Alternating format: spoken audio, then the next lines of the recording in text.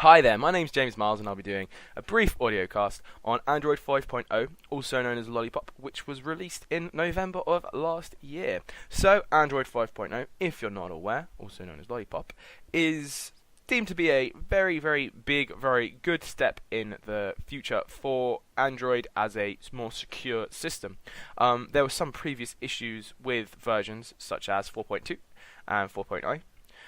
Which meant that there were some exploits that malicious users could get their hands on. Some exploits like the fake ID bug, which was related to Adobe, or the WebView exploit, which actually left around 70% of all Android devices vulnerable to an attack, which meant that one malicious QR code could then give the user, or the malicious user, shall we say, the ability to give shell commands to your device.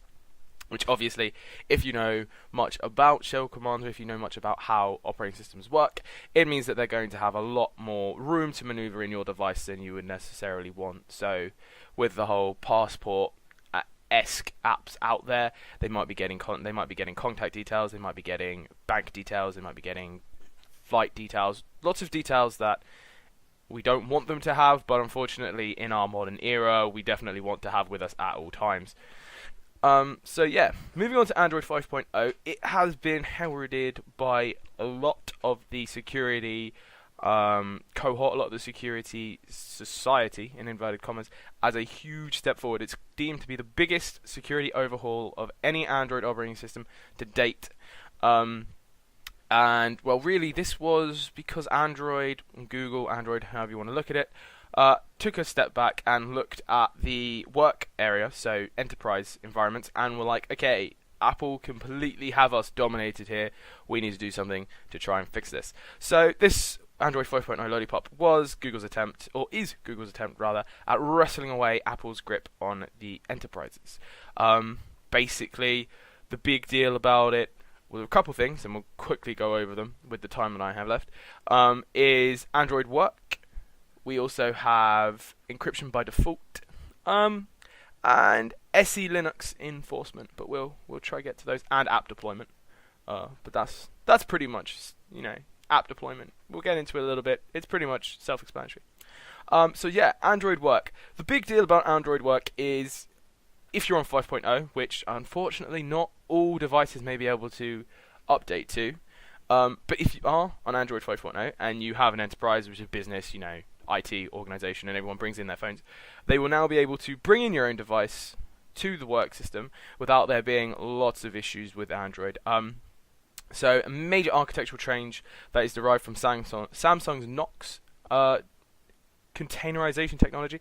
Although not all of Samsung Knox's, because Samsung kept some of it behind so that they would have a bit of a edge on the competition. Means that you can bring your own devices, and with new security APIs, everyone can use them without there being too much of an issue. The idea being that you can have separate security policies for your home network and for your work network. And they don't necessarily have to be, constantly changed by the admin for your work network. And as far as app deployment goes, admins are able to specify which apps from the Google Play Store can and cannot be downloaded and applied to these work devices. Previously, before that, you had to have your own work Google Play Store that your users could download apps from, which you would then specify. But now, admins have more of a control, which is good. It means you can keep your devices more secure and less of those malicious content on your phone. SE Linux enforcement, a very small but very important change that appeared to begin with in Android 4.4 KitKat. Basically, it just means that the operating system is on a Linux-based architecture to protect the system from some privilege elevation attacks. So if you go back, if you remember, that was to do with the fake ID bug. You saw some of that with privilege elevation attacks. And encryption by default, very interesting. Could be quite difficult if you were to lose your PIN that you get with it. But Android 5.0 devices enforce encryption out of the box, whether the user knows it or not. The key is the device's PIN code. So as I said, if you lose your PIN code, it's going to make decrypting your phone quite difficult. But it means that as soon as it comes out of the box, it's encrypted, and anything that you get on your phone will also be encrypted.